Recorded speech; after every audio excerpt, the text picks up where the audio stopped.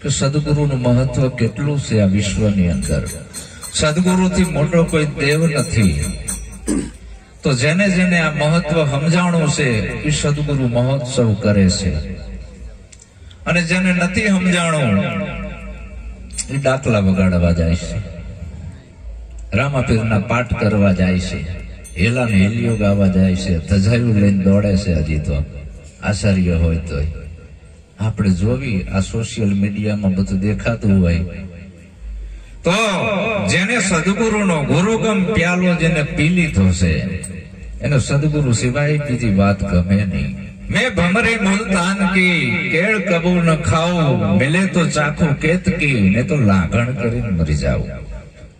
હું તો મુલતાન દેશની ભમરી છું, હું આ કેળાનો રસ ના ચાખું. હા, મુલતાન દેશની ભમરી આવી હોય એમ સદગુરુનો જે સાધક છે, સુપાત્ર શિષ્ય છે, એને સદગુરુની વાત સિવાય બીજી વાત પછી ગમે નહીં. અને એના માટે આપણે આ પાવન પ્રસંગે વિક્રમરામ મહારાજે બધાને ભેગા કર્યા છે કે આ બધા હરિપુરુષ સંતો આવ્યા છે, એના આ સત્સંગ શબ્દરૂપી મોતી આપણા જીવનમાં ઉતારવાના છે અને જીવન પરિવર્તન કરવાનું છે. આપણે બધા ભજનમાં તો બહુ બેહવી છે, ઘણી જગ્યાએ રોજ ભજનમાં જતા હોય, પણ ભજન આપણામાં કેટલું બેઠું. ભજન આપણામાં બેહવું જોઈએ. આપણે ભજનમાં નહીં બેહવી તો હાલશે, પણ ભજન આપણામાં એકવાર બેહી જાય, જીવનમાં ઉતરી જાય કે ભજનના શબ્દો શું કહે છે, હું શું ગાઉં છું અને પાછું મારું વર્તમાન શું છે. તો સદગુરુની વાત જગાડવા માટેની છે. સંતો ગામડે ગામડે કષ્ટી વેઠી જગાડવા આવે છે. આપણે આ બધા અજ્ઞાન રૂપી અંધકારમાં હોઈ રહ્યા છીએ, એમાંથી જ્ઞાન રૂપી પ્રકાશ કરીને જગાડે છે. ભક્તિની અંદર ખાલી જાગવાનું છે, બીજું કાંઈ કરવું નથી.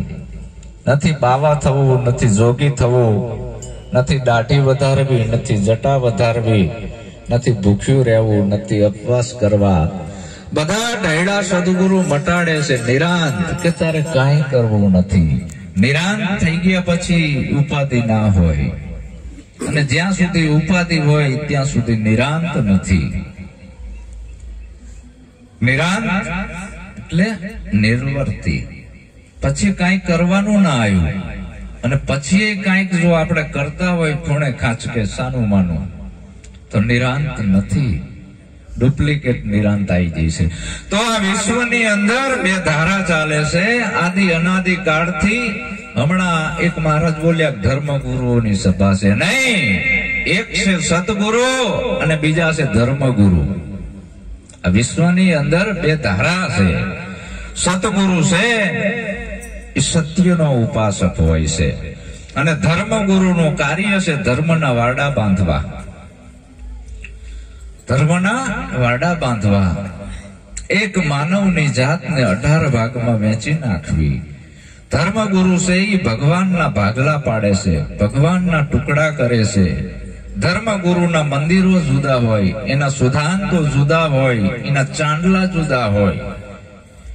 ધર્મગુરુઓના ચાંદલા કેવા હોય? આચાર્યના ઉભાટેલા હોય, મહાદેવની આડ હોય, સ્વામિનારાયણના ચાંદલા હોય, વૈષ્ણવની ફાઈડ હોય. ચાંદલા જોતા ખબર પડી જાય કયા ધર્મનો છે. અને બધાના સિદ્ધાંતે જુદા.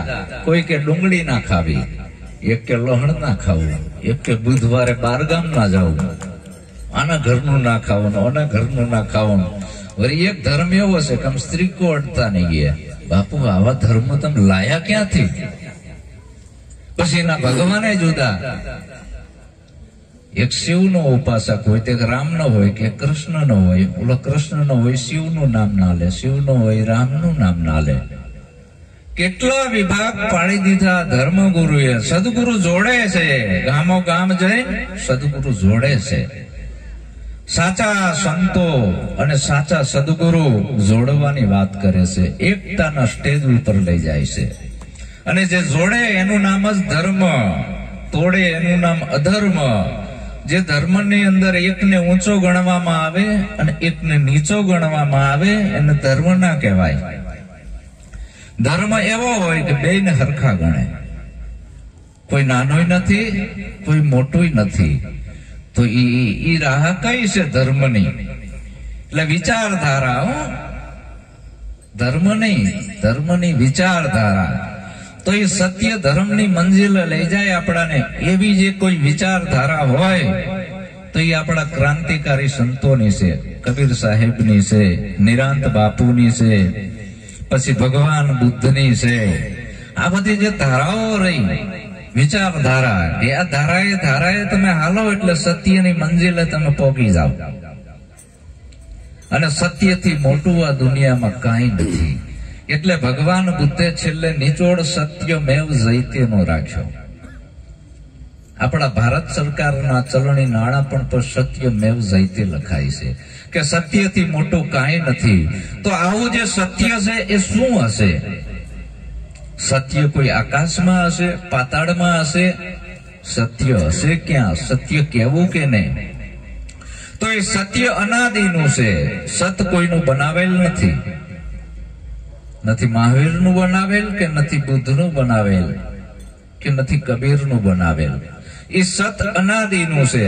અને સતને જેમ છે એમ આપણાને જાણકારી આપી દે છે. એને સદગુરુની ઉપમા આપી છે કે આવો કોઈ સાચો સદગુરુ આપણાને મળે તો આપણા ઢૈડા મટાડે. અનંત યુગોથી આ જીવ રખડતો રખડતો આવ્યો છે. શું કામ? શબ્દ વિનાની સુરતા, કહો ક્યાં જઈ સમાય. દ્વાર ન પામે શબ્દ કા, ફિર ફિર ભટકા ખાય. આ ગામની અંદર મારી જોડે સરનામું ના હોય તો આખો દી ભટકવાનું થાય. શું કામ? પાકું સરનામું નથી. અને સતગુરુ છે એ પાકું સરનામું આપે છે.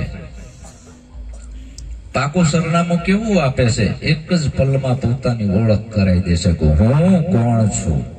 આ પાંચ તત્વનો દેહ, એના અંદર આ કાયામાં બોલણહાર તે હું કોણ છું.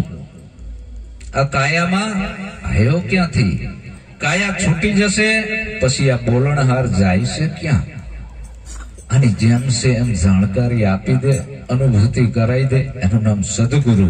તો આવા કોઈક સદગુરુ જો આપણાને મળે તો આપણા ઢૈડા મટાડે. સદગુરુને કેવી ઉપમા આપી છે મહાપુરુષોએ?